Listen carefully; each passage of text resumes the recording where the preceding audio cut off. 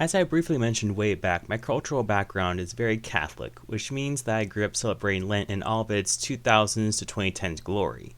I am no longer Catholic, and I haven't actually practiced Lent since I was a teen. In the past, I would only really participate in Shrove Tuesday, Ash Wednesday, Good Friday, and Easter Sunday, with giving up some trivial thing and cheating half the time even still. I could do that this year too, but I felt it would be more in the spirit of the project to at least attempt a real Lent, even though I never took it seriously in the past.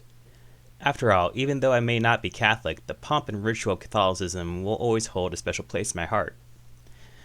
So for the first time in a decade, I decided to seriously participate in Lent in a way to honor my German Catholic roots and their way of life.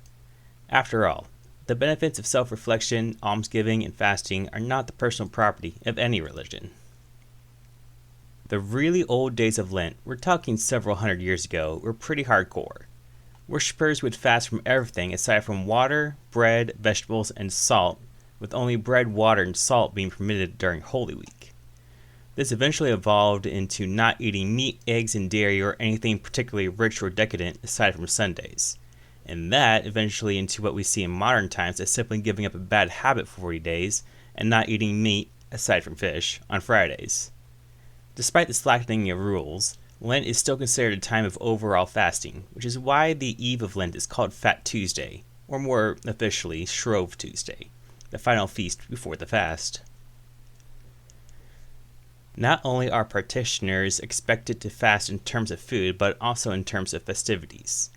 Any and all celebrations during this time are expected to either be moved, postponed, or tamed in observance of the somber season. While not outlawed according to the Church, marriages and baptisms are heavily discouraged during the season. Additionally, Lent is a time of penance, almsgiving, and reflection. For many more pious people, there is a particular focus on penance towards God for your sins. However, many focus on penance towards others or even towards themselves or the world at large. When it comes to almsgiving, it is traditional to give either a certain amount of money to the church or money equivalent to that which you are giving up. For example, if someone was giving up smoking, they would take the money they would have spent on their cigarettes and give it to the church. Almsgiving may take other forms, particularly as we progress towards the modern day. Almsgiving may take the form of donating to a charity, volunteering, or even just giving your time to help someone in need or to clean up an area. I wish these forms of almsgiving were more popular. Finally, Lent is a time of personal reflection. How can you be a better version of yourself not only during the season, but year-round? What are some bad habits you wish to curtail? Things you want to do more often? Are there areas in your life where you might be overindulgent or act impulsively? My Lent, much like many people's, began with Ash Wednesday. Traditionally, the ashes for Ash Wednesday are made from last year's palms. The sign of the cross is made with these ashes on your forehead by a priest, pastor, minister, etc. According to my encyclopedia, since 1970, the Roman rite of Lent starts on Ash Wednesday and ends on the evening of Holy Thursday with the Mass of the Lord's Supper. So was Ash Wednesday not the official beginning of Lent until the 1970s? Well, yes and no. Look, I'm not a theologist or theological historian, and no matter what I say on this, people are going to not like it.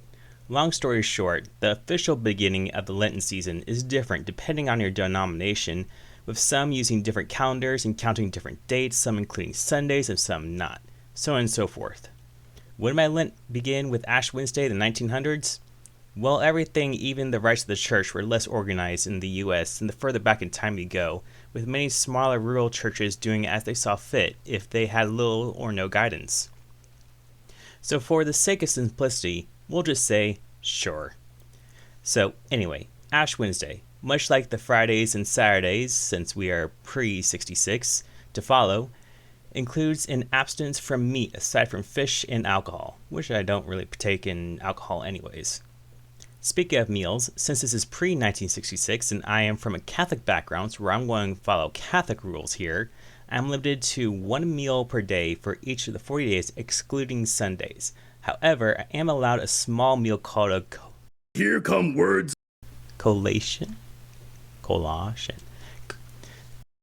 However, I am allowed a small meal called a collation. Typically, this is something very light, eaten with a small beverage and a portion of bread in the morning. For someone like me, this will be about 250 to 350 calories. My actual meal will occur later in the day, around evening, so it looks like I'll be skipping my lunches along with my after-school snack. Lent, as mentioned, is a time of penance, almsgiving, and reflection.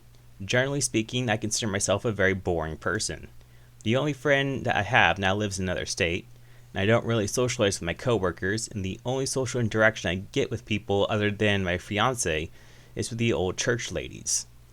Honestly, this is how I prefer things. My social battery is perpetually at 10%. Because of all this, I don't really have much of an opportunity to vex anyone, even accidentally. Personally, I don't really believe in sin, so I don't really feel a need to make penance towards God. According to the 10 Commandments, I haven't really sinned much anyway. I do have a bad habit of knocking my fiance's pinky toe, so I'm making sure I look down and step carefully whenever we're together. Almsgiving, I think, is more important for me to engage in. I am fortunate enough to have plenty of opportunity and resources to give. I have some extra time to dedicate to cleaning up litter, I have extra income to donate to charity, and I have extra time to help out others however they may need it. During the season of Lent, I decided to pay more attention to my yard. I cleaned up some old junk, planted new bushes, cleared the beds, and I have been more on top of mowing than I used to be. I also started picking up trash the moment I see it instead of saying I'll have to remember that later and promptly forgetting it. Year-round, I regularly donate to the Arbor Day Foundation and the Audubon, which are both environmental-based organizations. For Lent, I also decided to donate to charity once a week on Sunday, about $20 to $25. I donated to Promo, Reproductive Freedom for All, Doctors Without Borders, Wikipedia, which has been really helpful, Vaccinate Your Family, the NIJC, and UNICEF. Side note on UNICEF, not only can you directly contribute to the work in underdeveloped countries, but if you order something from their shop, you can support artists from these countries too. Every order comes with a little back on the artist who made the object. Out of all the charities donated to, this is one I consider my favorite. I even signed up for a monthly donation.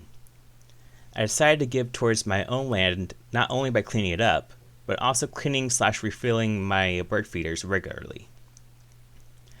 I'm sure the local wildlife is very pleased with that.